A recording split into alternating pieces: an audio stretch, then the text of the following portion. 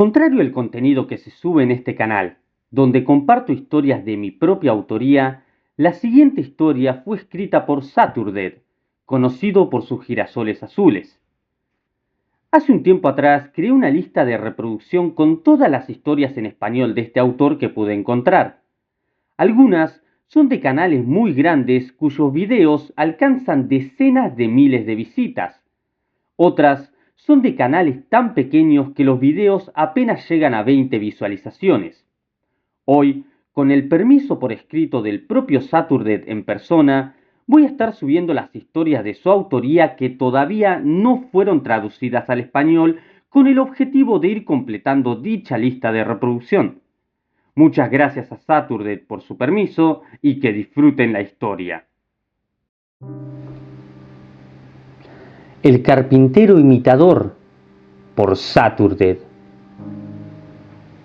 Durante unos años he trabajado como contratista privado. Mi abuelo me enseñó a ser maderero y carpintero. La abuela solía decir que podía usar bien una varilla antes de poder hablar, pero creo que quizás exageraron un poco. Aún así, me encanta hacer cosas con las manos. Esa pasión me ha dado bastante a lo largo de los años. Una familia, un hogar, un trabajo estable, un Dodge Charger de 68 pies. ¿Qué más se puede pedir? Eso fue hasta hace no mucho, cuando recibí un poco más de lo que pedía. Cuando llegó la pandemia de COVID, mucha gente perdió su trabajo. Mi despacho estaba bastante bien, ya que la gente necesitaba arreglar sus casas para sobrevivir un año entero en interiores. También había un interés creciente por los muebles a medida, así que recibimos muchos pedidos especiales. Me sentía un poco mal porque nos iba tan bien, así que decidí que quería hacer algo para devolvérselo a la comunidad. Así que, para las personas que perdieron su trabajo, decidí fundar una clase de carpintería. A mi mujer le encantó la idea. Pude usar el taller de carpintería de un instituto local después de solo unas breves charlas con el director. Puse folletos por toda la ciudad, puse algunos anuncios en redes sociales y pedí a mis hijas que difundieran la voz en su clase. Aún así, nos asegurábamos de cumplir con las normas de seguridad, así que solo podíamos ser 10 personas a la vez y estábamos repartidos por todas partes. Me llevó menos de un mes juntarlo todo, y antes de lo que me di cuenta, ya era profesor. Fue más fácil de lo que pensaba, y en cuanto empecé a hablar de lo que amo, fui imparable. Uno a uno, pregunté a mis alumnos qué querían hacer. Robert, un hombre mayor, quería hacer un taco de billar. Donna, madre que se queda en casa, quería hacer un rodillo con estampados. Cada uno tenía su propia idea. Y luego estaba Roy. Roy tenía 40 y tantos años.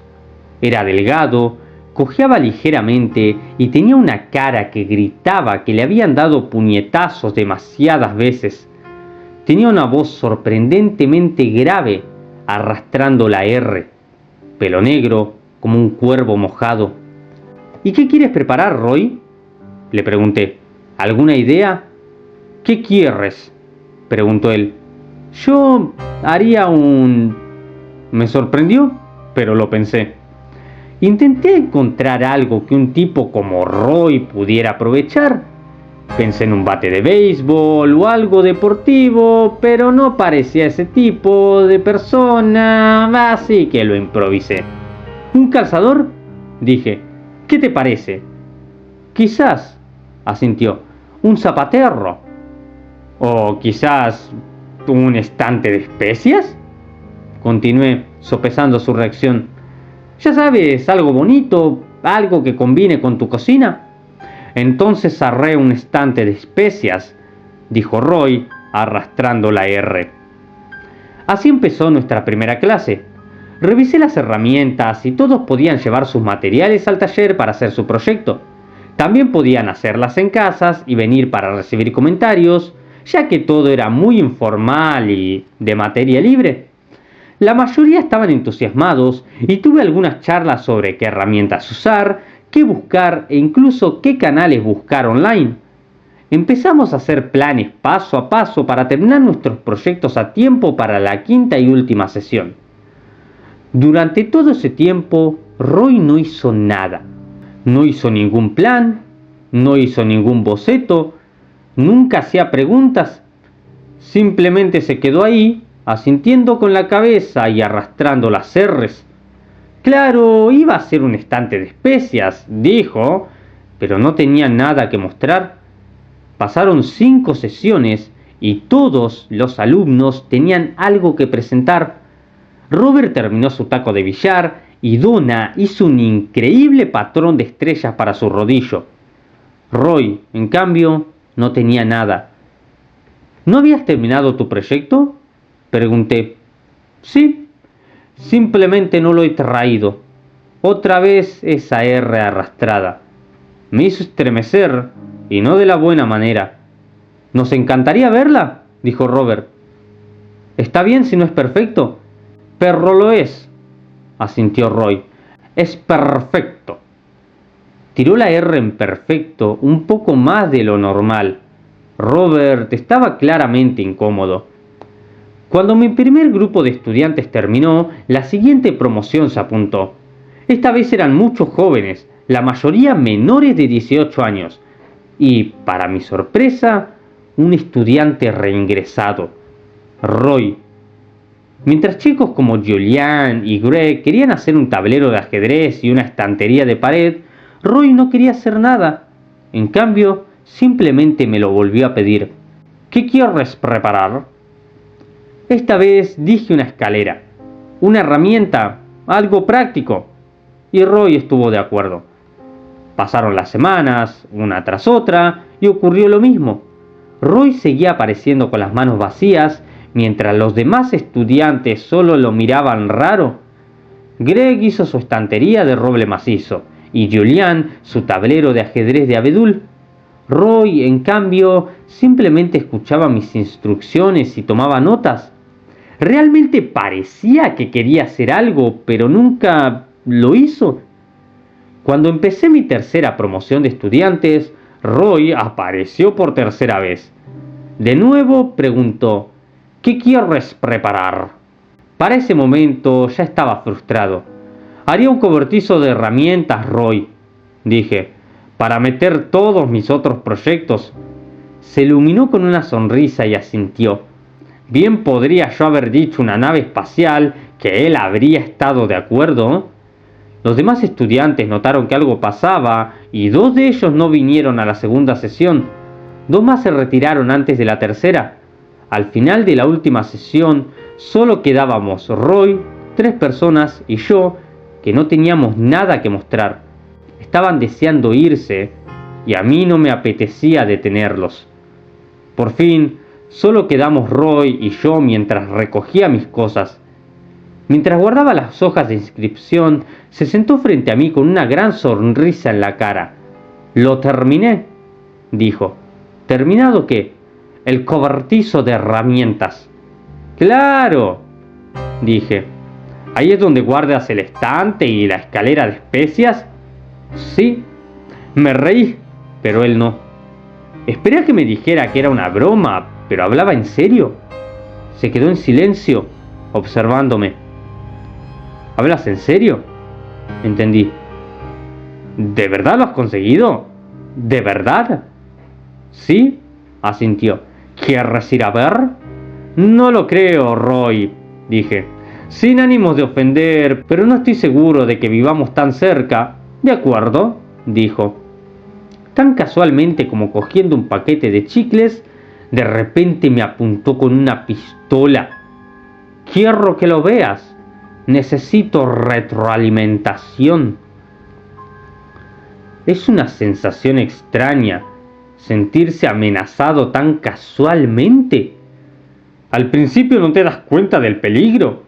La mortalidad es simplemente un concepto fugaz y abstracto hasta que te enfrentas al cañón de una pistola cargada. De repente, recuerdas que puedes morir. Nos llevamos mi Charger del 68. Roy era un poco más grande de lo que pensaba y tuvo que recostarse en el asiento del copiloto para que le cupieran las piernas.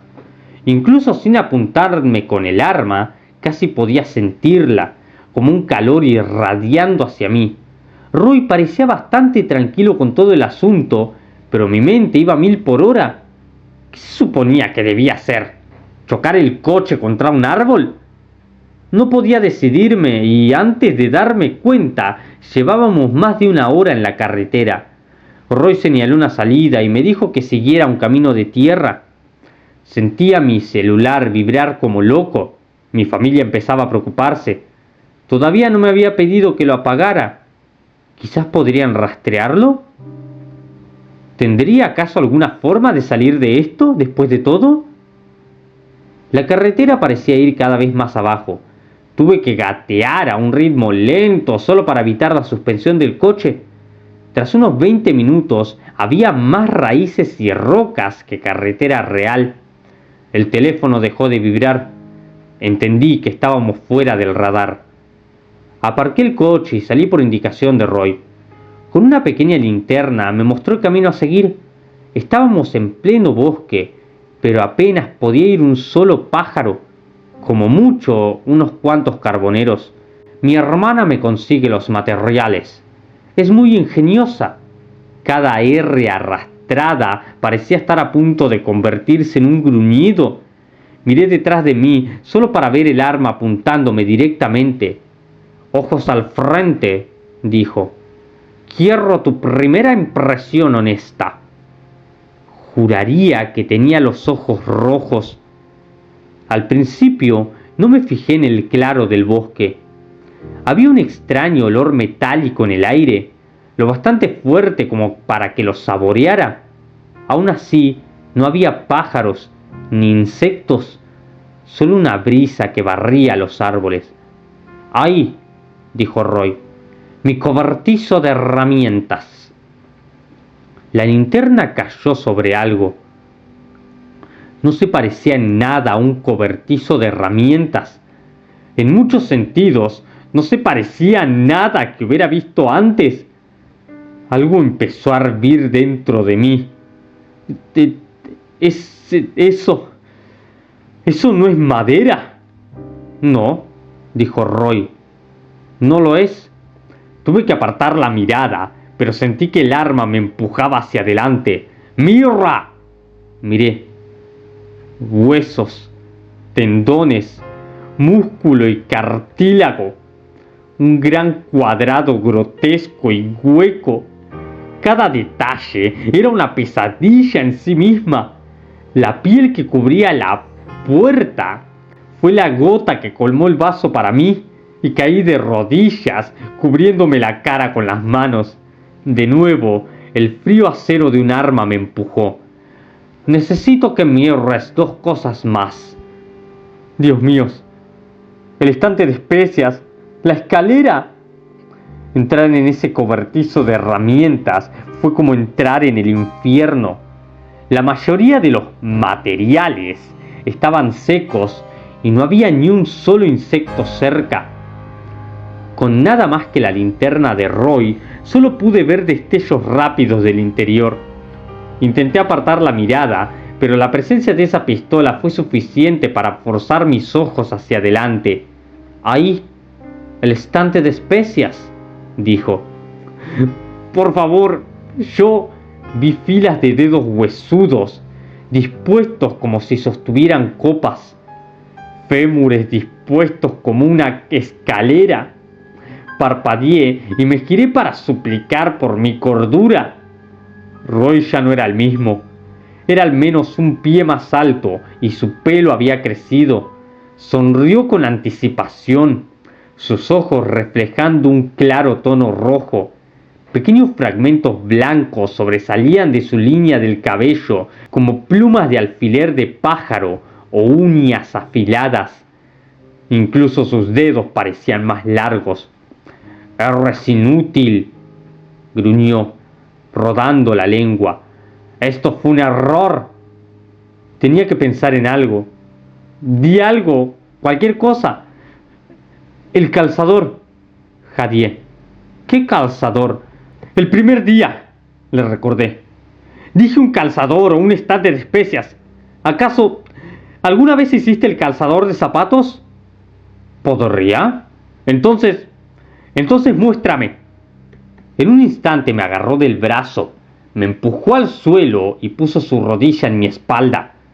Iba a romperme el brazo. La realización me golpeó como un cubo de hielo. Iba a ser un calzador de zapato con mi omóplato. ¡Madera! Tienes que hacerlo de madera, le supliqué. ¿Esa es la regla? Yo pongo las reglas, sonrió. Tú estás tan acostumbrado a un solo material. Un verdadero artesano necesita ser capaz de trabajar una variedad de materiales. De abedul, pino, roble, sauce, de todo tipo. Puedo crear cosas con las que solo puedes soñar. Me dobló aún más el brazo, como si intentara romper una zanahoria. Pues hazlo. Haz uno. Pino, hay de sobra para todos. Se detuvo. Con un suspiro me soltó y se apartó de mí. De acuerdo, gimió. Espera aquí. Me empujó al cobertizo y cerró la puerta. Caí al suelo, en completa oscuridad. El interior de aquel lugar era como un nido cubierto de ramas, hierba y barro. De hecho, olía más a barro y a hierba que a otra cosa. No podía evitar preguntarme cómo algo tan grotesco podía estar casi completamente sin olor. Debería haber apestado horrible ahí dentro, pero no era así. Un leve aroma a hierro era lo máximo que podía percibir de todo ese material de trabajo. Lo primero que intenté fue llamar con el celular, pero no sirvió de nada. No había cobertura, y la luz de la pantalla evidenciaba más la realidad de esta pesadilla. No soportaba ver mi entorno, pero sentir las paredes a ciegas tampoco ayudaba. No veía ningún punto débil, pero tampoco sentía ninguno. Estaba atrapado. La puerta estaba cerrada con llave. Ni siquiera sé cómo, pero no podía moverla. Todo el cobertizo era robusto, usando algún tipo de columna clavada en el suelo como soporte. Intenté salir a tientas en la oscuridad, pero lo único que conseguí fue darme una idea interna de que estaba realmente atrapado. Al cabo de un rato, se hizo tan oscuro que no sabía si estaba cerrando los ojos o no. Perdí la ubicación de la puerta, y es que todo se sentía incorrecto. ¿Cómo puedes diferenciar una puerta de una pared cuando todo lo que ves y sientes es carne seca y hueso? Lo intenté todo. Apoyando la espalda, me senté e intenté patear para encontrar puntos débiles. Probé con el techo. Probé levantar pesas, hacer push, palanca. Nada. El cobertizo no se movía. Sentí que luchaba una eternidad, pero probablemente solo habría sido como máximo una hora. Con luz o sin luz, no podía salir. Mi celular simplemente estaba ahí en mis manos, inútil. Lo sentí en el pecho, esa ansiedad negra y hundiente. El frío, esa sensación cuando crees que estás a punto de morir. Debí de estar ahí, paralizado durante horas. Pero me puse firme cuando escuché un ruido afuera. Era más pequeño, cuidadoso. ¿Hola? Llamé con voz seca. ¿Hay alguien ahí? ¿Y? Era un niño. Solo un chico en medio de la nada.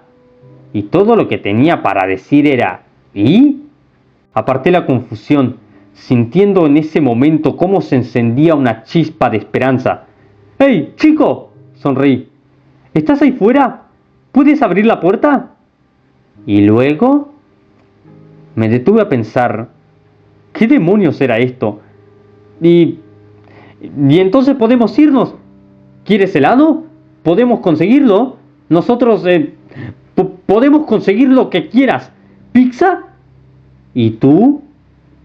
Estaba a punto de explotar con este chico. Tenía un tono irritante, como si se estuviera burlando de mí.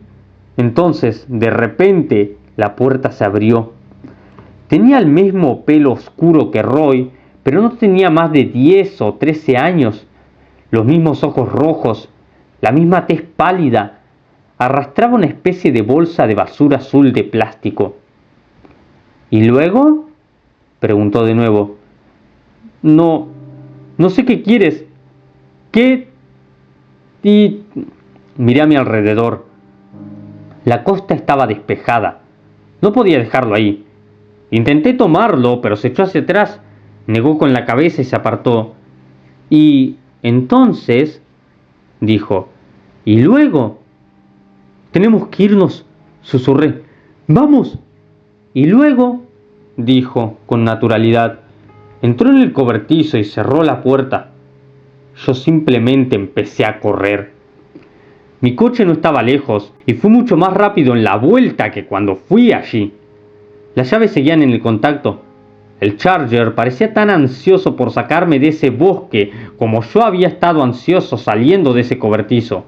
Juntos dimos la vuelta y condujimos como locos de vuelta a la carretera principal. No me importaban las rocas, raíces, enredaderas o arbustos.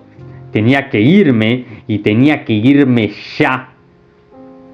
Con una sensación maltrecha, conseguimos llegar a la carretera principal. Pisé el acelerador y mi auto no me abandonó. Prefiero morir en un accidente de coche antes que estar cerca de Roy y sus creaciones. Lo que ocurrió después fue un borrón.